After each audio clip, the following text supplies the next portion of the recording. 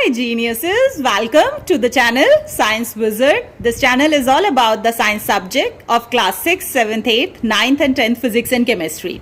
And if you are new to my channel, you can subscribe to the channel for more science videos. And if you like the explanation, then please press the like button and you can share this video with your friends, family and the classmates. And the topic which we are going to discuss today is the structure of matter, chapter 3, class 7. सो इससे पहले मैं already 2 videos बना चुकी हूँ इस chapter पे. So the first thing which you have to keep in mind is that elements को represent किया जा थ्रू द सिंबल्स एंड जो कंपाउंड्स होते हैं they are represent through the formulae. Okay, so symbols आपसे ऑलरेडी डिस्कस किए जा चुके हैं. आपकी बुक में टेबल दी हुई है, डिफरेंट सिंबल्स लिखे हुए हैं डिफरेंट एलिमेंट्स के, आप वहां जाके याद कर सकते हैं. और जो फॉर्मूला है वो किसको रिप्रेजेंट करता है? कंपाउंड को. So now we are going to discuss कि जो फॉर्मूले है उससे आपको किसी भी कंपाउंड के फॉर्मूले से आपको क्या क्या इंफॉर्मेशन मिलती है. So suppose there is a molecule of water H2O. Okay, a molecule मतलब there is a single molecule. तो अगर मैंने H2O लिखा है तो it represents the single molecule. अगर मैं यहाँ पे 2 लिख दूं, okay, suppose if I write 2H2O, तो now it is representing the 2 molecules of water. अगर मैं यहाँ पे 10 लिख दूं तो it is representing the 10 molecules of water. Okay, so फॉर्मूले में we are going to discuss a molecule of water. Okay, so एक मॉलिक्यूल वाटर जो होता है उसका फॉर्मूला क्या रिप्रेजेंट करता है? So molecule of water contains the 2 atoms of hydrogen and 1 atom of oxygen. So इसका मतलब कि हमें वाटर के फॉर्मूले से ये पता चलता है कि उसमें हाइड्रोजन के 2 एटम हैं और ऑक्सीजन का एक ही एटम है. So the formula of water should therefore contain the symbols of the hydrogen and oxygen. So हमेशा जो फॉर्मूले होता है किसी भी कंपाउंड का, that always contain the symbols of a particular element from which it is formed. जैसे water जो है वो फॉर्म हुआ है हाइड्रोजन और ऑक्सीजन से. So वो हाइड्रोजन और ऑक्सीजन के सिंबल रिप्रेजेंट करेंगे हम उस फॉर्मूले में. दूसरी चीज हम वहां पे रिप्रेजेंट करेंगे number of atoms of each element in a molecule. एक मॉलिक्यूल ऑफ वाटर में जो 2 एलिमेंट्स कंबाइन कर रहे हैं हाइड्रोजन और ऑक्सीजन, उसके कितने कितने एटम्स कंबाइन करते हैं तो एक मॉलिक्यूल वाटर का फॉर्म होता है. सो हाइड्रोजन के 2 एटम्स ऑक्सीजन के 1 एटम के संग कंबाइन करके एक मॉलिक्यूल वाटर का फॉर्म कर देता है. सिमिलरली अगर हम डिस्कस करते हैं अबाउट द फॉर्मूले of the sodium chloride, so the फॉर्मूले of the sodium chloride is NaCl. So the first thing which we would get the information through the formulae of the NaCl is that it is formed from the 2 elements sodium and chlorine. Okay, ये 2 elements से मिलके बना है sodium और chlorine से, and we are representing the symbols of the sodium and chlorine in the formulae. And second thing, the number of atoms which combine together to form a 1 molecule of sodium chloride. So to form a 1 molecule of sodium chloride, there is requirement of only 1 atom of sodium and 1 atom of chlorine. Okay, next is if we discuss about the ammonia. So NH3 represents the 1 molecule of ammonia. So इससे हमें क्या पता चल रहा है कि ammonia is formed from the elements nitrogen and hydrogen. So we are representing the symbol of nitrogen and hydrogen in the formula. And second thing, 1 atom of nitrogen when combines with 3 atoms of hydrogen it forms the 1 molecule of ammonia. Next आपको ये already बताया जा चुका है कि कुछ atoms जो होते हैं वो इंडिपेंडेंटली एग्जिस्ट नहीं कर सकते हैं नेचर में. सो वो कंबाइन करते हैं and they form a molecule. तो वहां पर मॉलिक्यूल फॉर्म करने के लिए 2 या 2 से ज्यादा एटम्स भी कंबाइन कर सकते हैं. सो इसका मतलब यहाँ पे हम 2 चीजें देख रहे हैं. अभी तक हमने जो यहाँ पे मॉलिक्यूल डिस्कस किए लाइक H2O, दूसरा मॉलिक्यूल हमने डिस्कस किया NaCl, तीसरा मॉलिक्यूल हमने डिस्कस किया NH3. तो आप इसमें देखेंगे इन तीनों में जो एटम्स हैं वो डिफरेंट एलिमेंट्स के हैं. एक हाइड्रोजन है, एक ऑक्सीजन है, यहाँ पे एक क्लोरीन का है एटम, एक सोडियम का है. ओके, डिफरेंट एलिमेंट्स के एटम कंबाइन कर रहे हैं. यहाँ पे नाइट्रोजन है, यहाँ पे हाइड्रोजन है. तो जब भी डिफरेंट एलिमेंट्स के एटम कंबाइन करके मॉलिक्यूल फॉर्म करते हैं तो वो क्या फॉर्म कर रहे हैं? वो मॉलिक्यूल्स फिर कंबाइन करके कंपाउंड फॉर्म करते हैं. तो ये जो मॉलिक्यूल्स हैं they are representing the compounds, okay. और यहां पर जो हम बात कर रहे हैं एटम्स जो कि इंडिपेंडेंटली एग्जिस्ट नहीं कर सकते और जब वो कंबाइन करके मॉलिक्यूल बनाते हैं, तो यहां पर हम उन एटम्स की बात कर रहे हैं जो कि same kind of atoms combine करते हैं। तो जैसे H2 है, तो यहाँ पे same kind of atom combine कर रहा है, H plus H, O2 form करने के लिए same kind of atom combine कर रहे हैं, O प्लस O। तो जब भी same kind of atom combine करते हैं तो वहां पे जो मॉलिक्यूल फॉर्म होता है वो एलिमेंट का मॉलिक्यूल होता है। और जब different kind of atoms combine करके मॉलिक्यूल फॉर्म करते हैं तो ये वाला मॉलिक्यूल जो होता है वो कंपाउंड का मॉलिक्यूल होता है। तो this is the basic difference between the molecule which is formed from the same kind of atom represents the element and the molecule which is formed from the different kind of atom it represents the compound। आपके table 3.3 में यहाँ पे कुछ compounds दिए हैं और उनके फॉर्मूले दिए हुए हैं, ठीक है। तो अगर हम हाइड्रोक्लोरिक एसिड के फॉर्मूले की बात करें तो इट इज HCl। सो इस फॉर्मूले से HCl से हमें क्या क्या इंफॉर्मेशन मिल रही है? पहली इंफॉर्मेशन ये मिल रही है कि यहाँ पर जो सिंबल है हाइड्रोजन और क्लोरीन का वो रिप्रेजेंट किया गया है इस फॉर्मूले में। इसका मतलब कि HCl जो है hydrochloric acid, it is form from the element hydrogen and chlorine. And second thing, जो एलिमेंट्स कंबाइन होके ये हाइड्रोक्लोरिक एसिड फॉर्म कर रहे हैं उनके कितने कितने एटम्स कंबाइन करके एक मॉलिक्यूल बनाते हैं HCl का। सो एक एटम हाइड्रोजन का, एक एटम क्लोरीन का। सिमिलरली अगर हम मैग्नीशियम क्लोराइड की बात करें तो MgCl2, ओके। सो यहाँ पे मैग्नीशियम और क्लोरीन के सिंबल को रिप्रेजेंट किया गया है। ये दो एलिमेंट्स कंबाइन करते हैं तो मैग्नीशियम क्लोराइड बनता है। तो फॉर्मूले में we are going to represent the symbol only. And if we consider only the one molecule of magnesium chloride, so in this there is one atom of magnesium combines with two atom of chlorine to form the one molecule of magnesium chloride। Okay. Next अगर बात करें तो कुछ compounds में आपने देखा होगा कुछ ग्रुप्स मेंशन्ड होते हैं, जैसे carbonate CO3, sulphate SO4, NO3, nitrate. तो एसिड बेसिस और सॉल्ट्स में आपने देखा होगा about the few mineral acids, these are the examples, carbonic acid, sulfuric acid, nitric acid, okay। so ये acids जो होते हैं जब इनको आप पानी में dissolve करते हैं, okay, when you mix it with water, so they break down into the ions। आपने पढ़ा था ना acids जो होते हैं they can conduct the electricity। अगर आपने नहीं देखा है तो I have made the video of that chapter also, it is in my channel, so you can go and check there। सो जब भी कोई एसिड को पानी में घोला जाता है तो it breaks down into ion and that's why it is able to conduct the electricity, okay. So जो पहला ग्रुप है वो है हमारा कार्बोनेट, दैट इज CO3, जिसमें एक कार्बन 3 ऑक्सीजन के संग कंबाइन करते हैं, ओके। सो ये जो सिंगल ग्रुप्स है ना, दे always exist in the form of a anions. Anions क्या होते हैं? The groups which has negative charge on them, ठीक है। वो ग्रुप्स जिन पे नेगेटिव चार्ज होता है उनको हम एनायंस कहते हैं। तो as all of you see that all of the groups have the minus charge. तो जब भी आप किसी भी एसिड को पानी में घोलते हैं, मिनरल एसिड्स को, so it break down into the ions. यहाँ पे 2 आयंस फॉर्म होते हैं, एक पॉजिटिव एक नेगेटिव। जो पॉजिटिव है वो हाइड्रोजन पे फॉर्म होता है हमेशा, और नेगेटिव वाला जो है वो हमेशा जो आपके ग्रुप्स हैं उन पे फॉर्म होता है, जो सिंगल ग्रुप्स रिप्रेजेंट करते हैं, like carbonate, sulphate, nitrate, okay. So ये जितने भी ग्रुप्स हैं they exist in the form of anions, ठीक है। और ये हमेशा जितने भी नेगेटिव चार्ज हैं anions, they always combine with cations. Anions जो है वो हमेशा कैटायंस के संग, कैटायंस मतलब जिनके ऊपर पॉजिटिव चार्ज होता है, ठीक है। तो एनायंस हमेशा कैटायंस के संग कंबाइन करते हैं and they both form the salts. So basically अगर देखा जाए तो ये ग्रुप्स जो हैं कार्बोनेट, सल्फेट, नाइट्रेट, ये क्या हैं? रिप्रेजेंट करते हैं salt of a particular acids, like salt of a carbonic acid, ठीक है। क्योंकि ये जब किसी भी मेटल के संग कंबाइन करेगा जिसके ऊपर प्लस चार्ज होता है, कैटायंस जिन पे पॉजिटिव चार्ज होता है, वो कौन होते हैं? They are the metals, okay. So जब भी ये मेटल्स किसी भी इन ग्रुप में से किसी के साथ भी कंबाइन करते हैं तो they form a salt, okay. So जैसे यहाँ पे ये कार्बोनेट जो है it represents the salt of the carbonic acid, similarly the sulphate, nitrate. तो this is how all these single groups are form.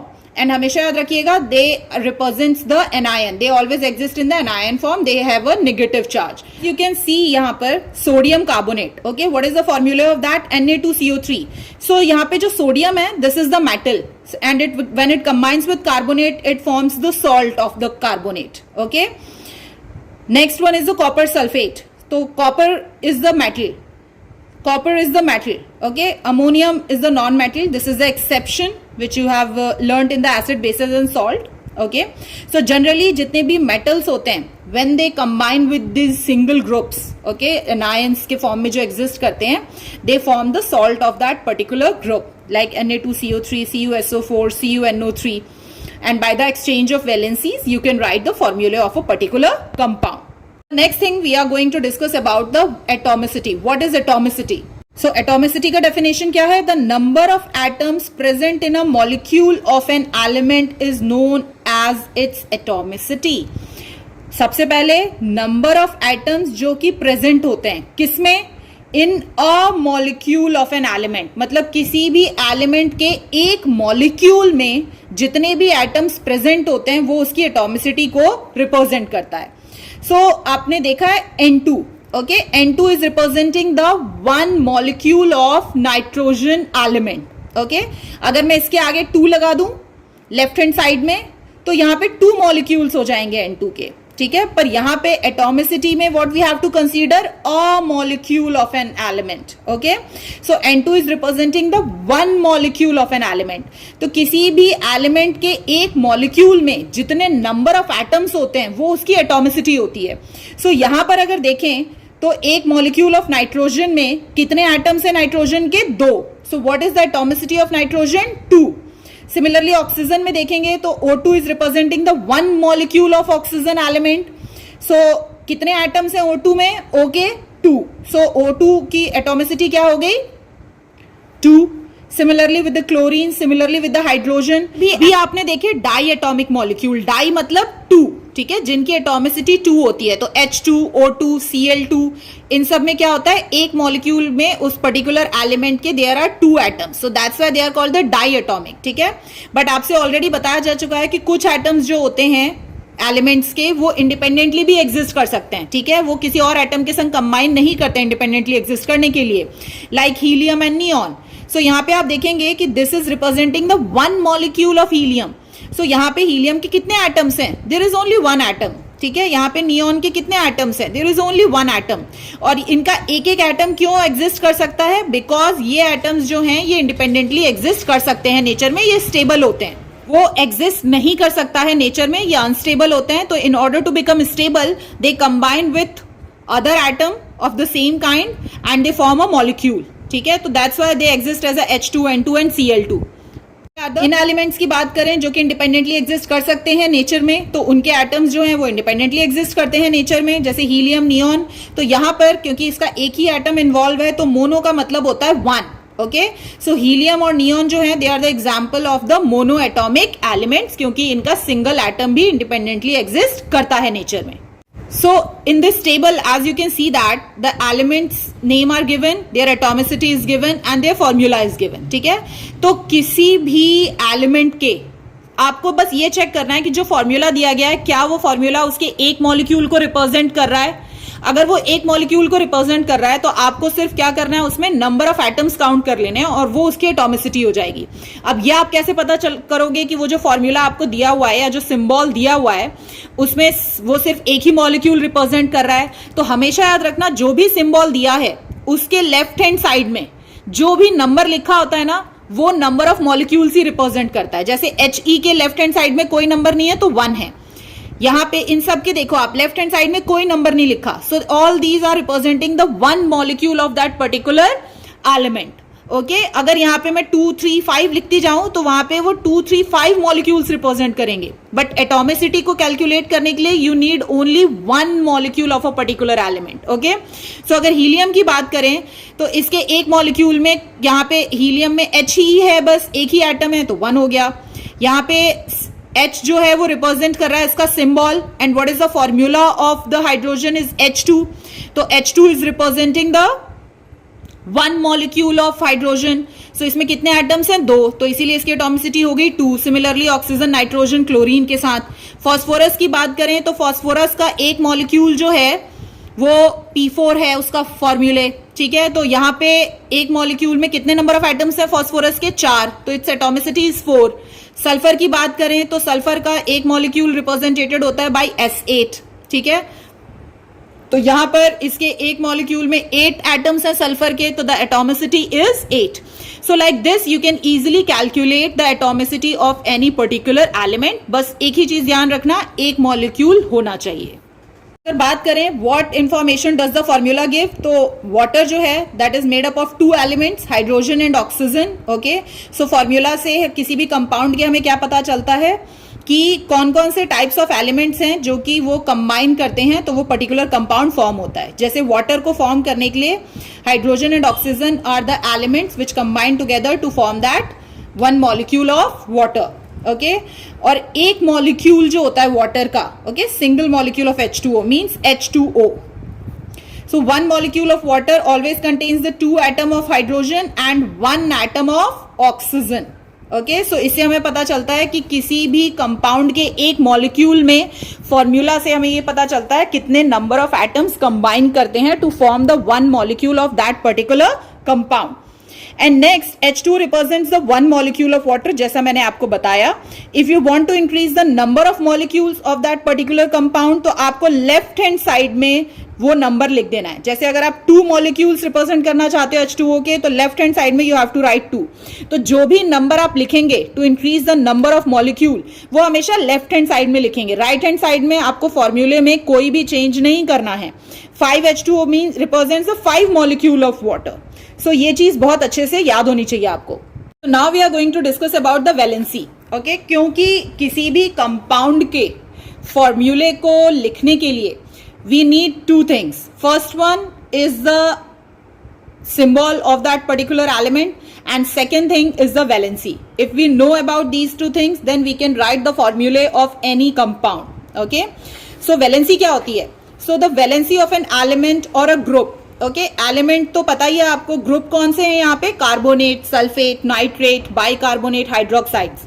Denotes it's combining capacity. Combining capacity का मतलब कि जब वो किसी और एलिमेंट के संग कंबाइन करेगा, ओके, तो वैलेंसी रिप्रेजेंट करता है कि किसी भी और एलिमेंट के संग जब कोई भी एलिमेंट कंबाइन करता है तो 2 कंडीशंस होती हैं, या तो वो अपने इलेक्ट्रॉन्स दे या ले, या फिर अगर वो इलेक्ट्रॉन्स लूज और गेन नहीं कर सकते तो दे शेयर द इलेक्ट्रॉन। ठीक है, ये आपको हायर क्लासेस में पढ़ाया जाएगा। तो वैलेंसी जो होती है वो रिप्रेजेंट करती है किसी भी एलिमेंट और ग्रुप की कंबाइनिंग कैपेसिटी, मतलब कितने इलेक्ट्रॉन्स वो दे सकता है, ले सकता है या फिर शेयर कर सकता है। अगर वैलेंसी ऑफ अदर एलिमेंट्स की बात करें तो एक चीज यहां पे याद रखनी है, वैलेंसी जो होता है हाइड्रोजन का वो 1 होता है। ये चीज आप याद रखो, तो बाकी एलिमेंट्स की वैलेंसी को इजीली कैलकुलेट किया जा सकता है। तो बाकी एलिमेंट्स की वैलेंसी कैसे पता करें? So the valency of other element or a group is the number of hydrogen atom which can combine with or be displaced by one atom of that particular element or group. So let me explain you how.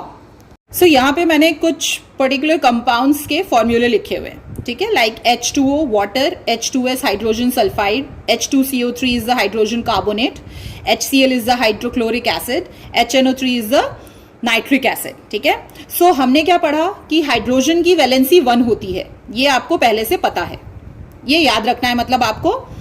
Next thing, अब किसी और element और group की अगर हमें valency निकालनी है तो how we are going to calculate that. Okay, तो उसके लिए हमने क्या पढ़ा कि the number of hydrogen atom which can combine with.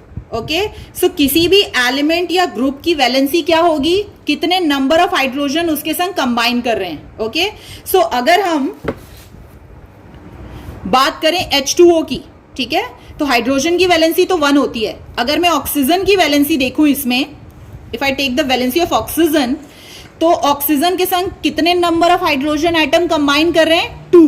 Okay, so oxygen की वैलेंसी हो गई 2, हाइड्रोजन की वैलेंसी 1 होगी हर में, ये आपको याद है।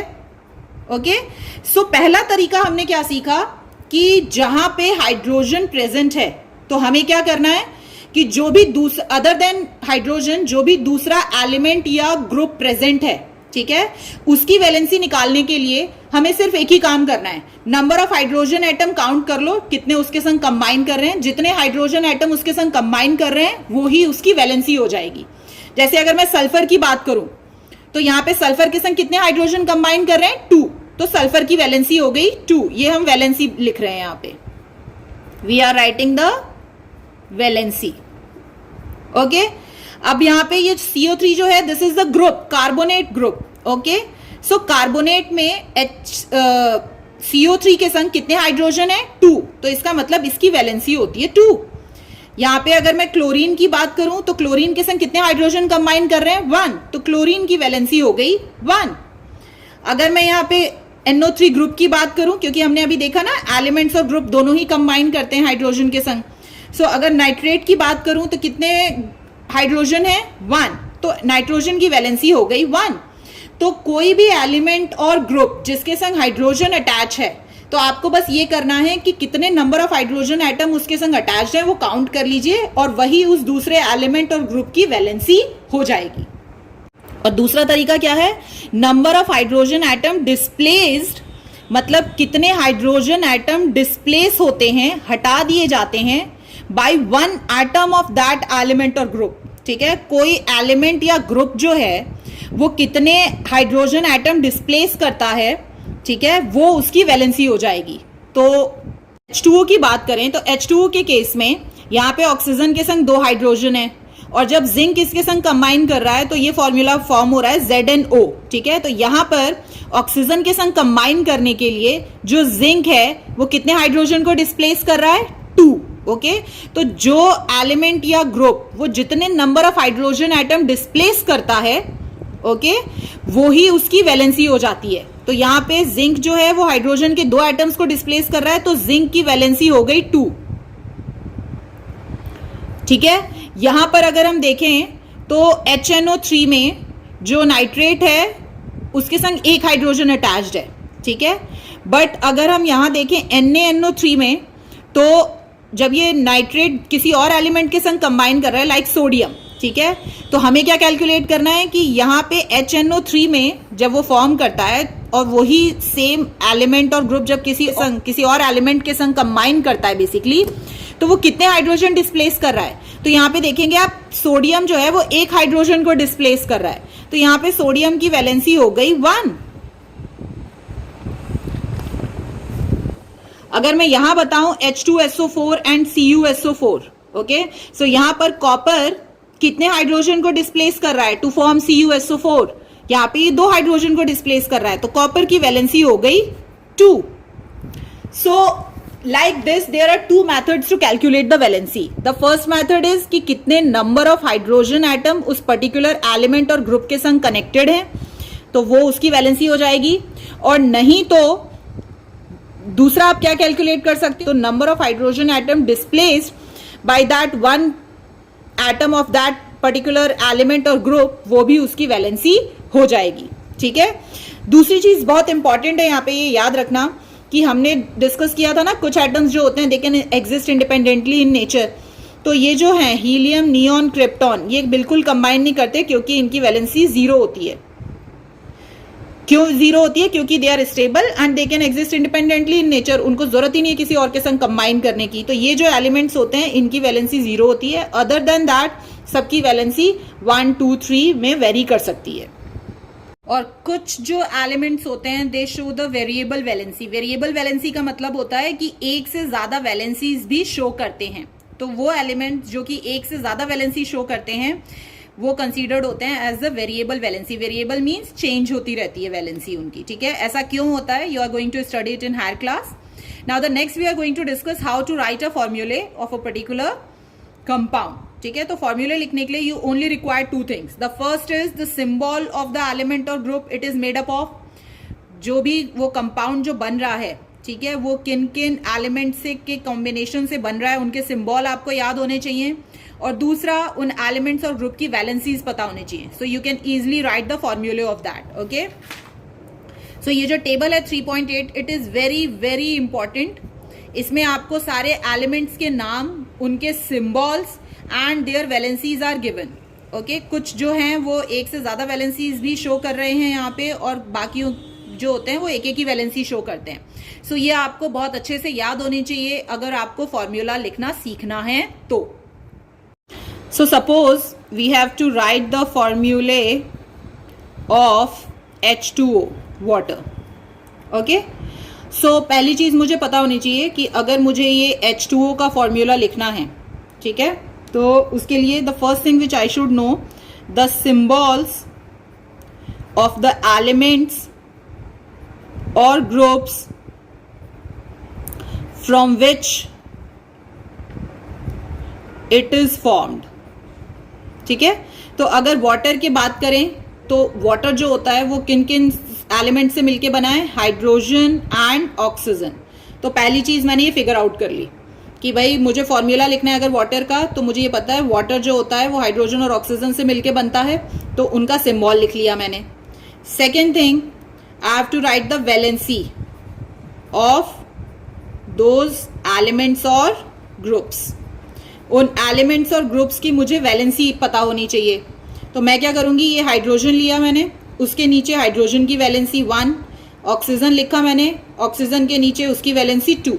ठीक है, नाउ द थर्ड थिंग आपको क्या करना है, you have to divide both the valencies bye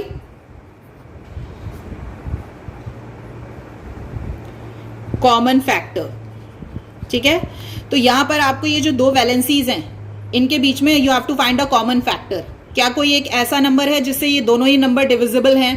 तो 1 और 2 की बात करें तो यहां पे ऐसा कोई भी नंबर नहीं है जो कि 1 और 2 दोनों को डिवाइड कर दे। ठीक है, and next the fourth step is you have to interchange the valencies. ठीक है, फोर्थ स्टेप में आपको वैलेंसीज को इंटरचेंज करना है। तो यहां पर अब मैंने इंटरचेंज किया तो हाइड्रोजन के नीचे क्या आ रहा है, 2, और ऑक्सीजन के नीचे 1 आ रहा है, तो 1 लिखने की जरूरत नहीं है। So this is the formula of H2O। Suppose I have to write the फॉर्मूले of copper carbonate. Okay, I have to write the formula of the copper carbonate. So the first step is I have to write the symbols of the element or group which are present. So what is the symbol of copper? Cu. And what is the symbol of carbonate? CO3. What is the second step? I have to write the valencies. जिसकी जो valency है वो उसके ठीक नीचे लिखेंगे आप। Copper की वैलेंसी 2, कार्बोनेट की valency 2. Okay. Third, is there any common factor through which these both the number are divisible?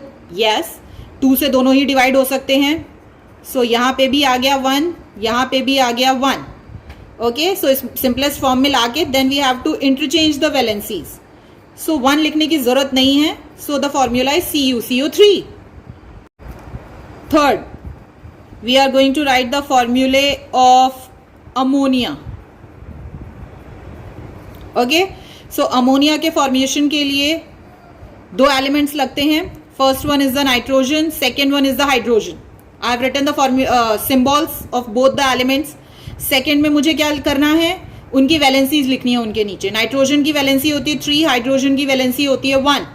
Third में मुझे क्या करना है, I have to find a common factor. Is there a common factor between 1 and 3? No. Then fourth step is I have to interchange the valencies. So N के नीचे 1 आएगा और H के नीचे आ जाएगा 3. So the formula is NH3. So like this you can write the formula of any of the compound which is given to you. Last topic is chemical equation. ठीक है, so chemical equation क्या होता है? Chemical equation shows the result of a chemical reaction in which the reactant and product are represented by the symbol or formulae. So इसका मतलब कि कोई भी chemical reaction जो हो रही है, ठीक है, किसी भी 2 elements के बीच में जो भी केमिकल रिएक्शन होती है, किसी भी 2 कंपाउंड्स के बीच में कोई केमिकल रिएक्शन होती है, तो वहां पर जब आप उस केमिकल रिएक्शन को सिंबॉलिक फॉर्म में लिख देते हैं, ठीक है, तो वो कहलाता है chemical equation. When the chemical reaction is written in the symbolic form, या फिर the symbolic representation of a chemical reaction is known as the chemical equation. Let me show you how. So suppose if I am writing when hydrogen combines with oxygen it forms the water। ठीक है, तो यहां पे मैंने क्या किया है, symbol use किया है। हाइड्रोजन का सिंबल H, ओके, उसको कैसे रिप्रेजेंट करते हैं? एज ए H2, क्योंकि हाइड्रोजन अकेला एग्जिस्ट नहीं करता। यहाँ पे भी मैंने ऑक्सीजन एलिमेंट का सिंबल यूज किया है, यहाँ पे भी मैंने फॉर्मूला लिखा है, मतलब सिंबल यूज किया है ऑफ अ पर्टिकुलर एलिमेंट्स जिनसे मिलके ये बन रहा है। तो बेसिकली ये क्या है, हम यहाँ पे क्या बताना चाह रहे हैं इस केमिकल इक्वेशन के थ्रू कि हाइड्रोजन और ऑक्सीजन जब भी कंबाइन करते हैं तो they form a water. So ये जो मैंने लिखा है, this is the chemical equation. इस केमिकल इक्वेशन को लिखने का एक और तरीका है, मैं यहां लिखूं हाइड्रोजन व्हेन कंबाइंस विथ, पूरा लिखना पड़ेगा मुझे sentence, when combines with oxygen then it forms water. देख रहे हैं आप कितना बड़ा लिखना पड़ा मुझे? इसको शॉर्ट फॉर्म में क्या करूंगी मैं? सिंबॉलिक फॉर्म में लिख दूंगी। सो उसी वो सिंबॉलिक रिप्रेजेंटेशन जो होता है किसी भी केमिकल रिएक्शन का, उसी को हम केमिकल इक्वेशन कहते हैं। अब जब भी आप केमिकल इक्वेशन लिखते हैं तो वहां पे 3 चीजें होती हैं, आप यहां नोटिस करेंगे। एक तो एरो है यहां पे बीच में, ठीक है, ये जो एरो होता है इसका मतलब होता है गिव्स, देता है, फॉर्म करता है, ठीक है, या फिर फॉर्म्स। एरो के जो लेफ्ट हैंड साइड में होता है, जैसे वाटर और ऑक्सीजन, ठीक है, ये दोनों क्या कर रहे हैं, इन दोनों के बीच में केमिकल रिएक्शन हो रही है, मतलब दे आर रिएक्टिंग टुगेदर, दोनों के बीच में रिएक्शन हो रही है, तो that's why they are called the reactants. Reactant means the elements which are reacting together. Finally यहां पे फॉर्म क्या हो रहा है, when hydrogen and oxygen combine together chemically it gives और इट फॉर्म्स क्या?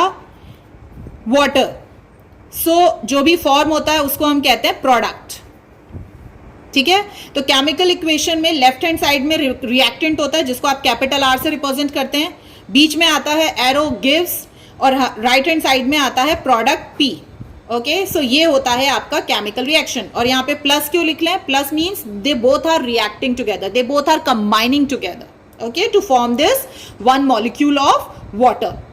This is the symbolic representation of a chemical reaction between the iron and sulfur. So when iron and sulfur combine together, chemically react together, it gives iron sulfide. Okay, so this is the chemical equation. आप सबने पढ़ा है ना law of conservation of energy, जिसमें energy जो होती है ना ही क्रिएट की जा सकती है ना ही डिस्ट्रॉय की जा सकती है, वो सिर्फ चेंज होती है from one form to another.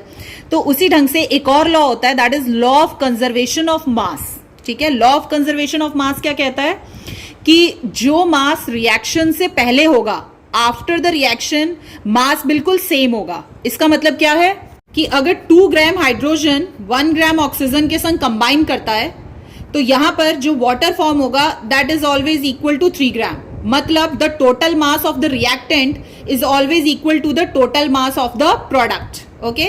सो यहां पर मास इक्वल होगा, तो मास कैसे इक्वल होगा? यहां पर बेसिकली आप देखोगे तो जब भी कोई रिएक्शन होती है तो उसमें क्या हो रहे हैं, जैसे हाइड्रोजन और ऑक्सीजन है, ठीक है, तो ये जब कंबाइन करते हैं तो पहले ये ब्रेक होते हैं इनटू द एटम्स, फिर वो एटम्स एक दूसरे के संग कंबाइन करके H2O बनाते हैं। तो अगर एटम्स गायब हो जाएं ड्यूरिंग द रिएक्शन या फिर और एटम्स ऐड हो जाएं तो टोटल मास चेंज हो जाएगा ना। तो इसका मतलब क्या है कि रिएक्शन से पहले जितने नंबर ऑफ एटम्स हैं, रिएक्शन के बाद भी उतने ही नंबर ऑफ एटम्स रहेंगे, तभी ये जो मास है वो इक्वल रह सकता है। तो इसका मतलब कि यहां पे जो मैंने रिएक्शन लिखी है, क्या उसमें नंबर ऑफ एटम्स दोनों साइड सेम है? Let us check. सो हम H2 plus O2 gives H2O, ठीक है। सो यहां पे नंबर ऑफ हाइड्रोजन एटम कितने हैं? 2। नंबर ऑफ ऑक्सीजन एटम कितने हैं? 2। अगर हम टोटल मास ऑफ रिएक्टेंट की बात करें, ठीक है, यहां पे जब हम नंबर ऑफ एटम्स लिखते हैं तो वो टोटल रिएक्टेंट में जितने भी हैं सबका एक साथ ही लिखते हैं। और अगर हम प्रोडक्ट का लिखें तो यहां पे हाइड्रोजन के कितने एटम्स हैं? 2। और ऑक्सीजन के कितने हैं? 1। तो यहां पे तो हाइड्रोजन के 2 हैं, यहां पे भी हाइड्रोजन के 2 हैं, रिएक्शन से पहले और बाद में सेम है। बट यहां पर ऑक्सीजन के 2 एटम्स हैं, इधर ऑक्सीजन का सिर्फ एक ही एटम है। इसका मतलब एक एटम गायब हो गया, ठीक है, तो इसका मतलब मास चेंज हो जाएगा। बट हमने क्या पढ़ा कि जब भी रिएक्शन होता है तो रिएक्शन से पहले जो मास होता है वो एग्जैक्टली इक्वल होता है रिएक्शन के बाद भी, और वो मास सेम कैसे रह सकता है? अगर नंबर ऑफ एटम्स इक्वल रहें। सो इसका मतलब कि we have to learn to balance the equation, ठीक है। हमें बैलेंस करके क्या करने हैं? नंबर ऑफ एटम्स दोनों तरफ बराबर करने होंगे, and that's why the chemical equations are balanced, and we are going to learn how to balance the chemical equation in order to prove the theory, the law of conservation of mass, in which it is told that the mass of a reactant will always be equal to the mass of a product. Suppose अगर मुझे सबसे पहले balance करने के लिए equation को आपको एक चीज करनी है कि यहाँ पे ये जो भी आपको फॉर्मूला दिया हुआ है ना, उसमें जो भी एलिमेंट्स कंबाइन करके जो भी मॉलिक्यूल फॉर्म कर रहे हैं, just write them, put them in bracket. उस ब्रैकेट के अंदर आप कोई भी नंबर चेंज नहीं करेंगे, आप कोई चेंज नहीं करेंगे, क्योंकि बेसिकली जो फॉर्मूले होता है और जो सिंबल होता है किसी भी एलिमेंट या कंपाउंड का, वो फिक्स रहता है, वो आप चेंज नहीं कर सकते. वाटर हमेशा H2O ही रहेगा, आप H2O4 नहीं बना सकते, फिर वो दूसरा कंपाउंड बन जाएगा. सो कभी भी अगर आपको बैलेंस करना है इक्वेशन को, तो जो भी दिया हुआ है आपको रिएक्शन, उसको हर एलिमेंट और मॉलिक्यूल को पहले तो बॉक्स में डालो, क्योंकि उसके अंदर कोई चेंज नहीं करोगे आप. दूसरा, आप लिखो कि लेफ्ट हैंड साइड में आपके पास कितने एटम्स हैं टोटल, और राइट हैंड साइड में कितने एटम्स हैं टोटल. तो अगर हम हाइड्रोजन का लिखें तो 2, ऑक्सीजन का लिखा 2, ओके, हाइड्रोजन के 2, ऑक्सीजन के 2. इधर हाइड्रोजन के देखें तो 2 हैं, पर ऑक्सीजन का देखो तो उसके आगे 1 है बस. तो now I have to balance the equation. ठीक है, बैलेंस करने के लिए मुझे क्या करना पड़ेगा, यहाँ पे हाइड्रोजन का तो सेम है, तो I don't have to make any changes, but oxygen में चेंज करना है. तो ऑक्सीजन के मुझे यहाँ पे एक एटम है, तो यहाँ पर 2 है, तो मुझे यहाँ पे इसका मतलब कि एक एटम और बढ़ाना है ऑक्सीजन का. ठीक है, तो अब मैं क्या करूंगी, यहाँ लिखूंगी H2 प्लस O2 गिव्स, मैं एक एटम बढ़ाना है ना मुझे ऑक्सीजन का, तो मैंने क्या बोला है, बॉक्स के अंदर आप कोई चेंज नहीं करेंगे, आपको जो भी नंबर लिखना है वो आप हमेशा लेफ्ट हैंड साइड में लिखेंगे. तो यहाँ पर अगर मैं 2 लिख दूं, ठीक है, so if I write 2H2O, तो अब यहां पे क्या हो जाएगा, देखो इसको मैंने बॉक्स में रखा, तो अब यहां पे हाइड्रोजन के कितने हो गए, 2 2 4, क्योंकि यहां पे जो 2 है it is representing the 2 molecule of H2O. तो ये जो 2 है वो हाइड्रोजन के लिए भी है, ऑक्सीजन के लिए भी है. ठीक है, और ऑक्सीजन के कितने हो गए, 1 × 2 इज 2. पर यहां पे अगर देखें तो हाइड्रोजन के 2 हैं और ऑक्सीजन के 2 ही हैं. अब यहां हाइड्रोजन के ज्यादा हो गए. तो बैलेंसिंग में आपने देखा है ना, जब आप सब्जी लेने जाते हो तो वो भैया क्या करता है, पहले यहाँ पे आपका ½ kg का जो भी आप लेना चाहते हो बाट रख देता है, फिर दूसरे साइड में वो टमाटर रखता है, और फिर थोड़ा बड़ा टमाटर रखता है, फिर छोटा रखता है, फिर वो बैलेंस करने की कोशिश करता है. तो like this also we have to balance the equation. So एक बैलेंस करोगे तो दूसरा अनबैलेंस्ड हो जाएगा, फिर उसको बैलेंस करो, और ये कब तक करते रहना है, जब तक कि ये नंबर ऑफ एटम्स दोनों तरफ बराबर नहीं हो जाते. अब हाइड्रोजन यहाँ 4 है, यहाँ पे हाइड्रोजन 2 है, तो मुझे क्या करना है, क्योंकि मैंने तो ब्रैकेट में रखा है तो मैं इधर तो नंबर लिख नहीं सकती, मुझे क्या करना है, सिर्फ लेफ्ट हैंड साइड में नंबर लिखना है. तो अब यहाँ पे हाइड्रोजन कितने हो गए, 2 × 2 4. तो अब देखो हाइड्रोजन 4, हाइड्रोजन 4, ऑक्सीजन 2, ऑक्सीजन 2, हो गया बैलेंस. इक्वेशन बैलेंस करके देखते हैं. इसमें क्या हो रहा है, when sodium combines with water it forms the sodium hydroxide and there is a release of hydrogen gas. तो सबसे पहले मैंने क्या बोला था, you have to keep it in bracket, क्योंकि आप ब्रैकेट के अंदर कोई भी नंबर नहीं लिखेंगे. आपको जो भी नंबर ऑफ एटम्स बढ़ाने हैं उसके लिए आपको लेफ्ट में लिखना है, सिर्फ राइट में भी नहीं लिखना आपको. ठीक है, दूसरा हमने क्या देखा कि नंबर ऑफ एटम्स दोनों तरफ काउंट करेंगे, तो ये पूरा रिएक्टेंट का और पूरा प्रोडक्ट का नंबर ऑफ एटम काउंट करना है. तो अगर Na देखें तो Na सिर्फ यहां पर है, तो इसका एक ही एटम है. दूसरा कौन सा है, हाइड्रोजन, हाइड्रोजन के कितने हैं यहाँ पे, 2. तीसरा कौन सा है, ऑक्सीजन, ऑक्सीजन का है 1. ठीक है, अगर इधर देखें टोटल तो Na के कितने हैं, Na के आगे देखो सिर्फ कुछ नहीं लिखा, मतलब 1 है. ऑक्सीजन,